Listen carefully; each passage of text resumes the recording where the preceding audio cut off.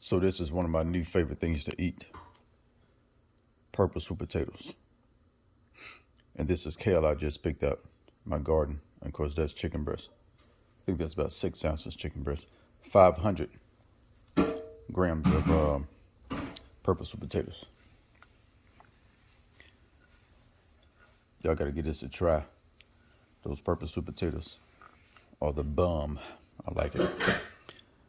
First time I ever had those was a few days ago. And I've seen them in the grocery store for years. Never wanted to try it.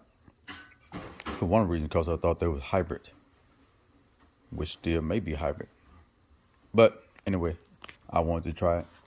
So I tried it. And I like it.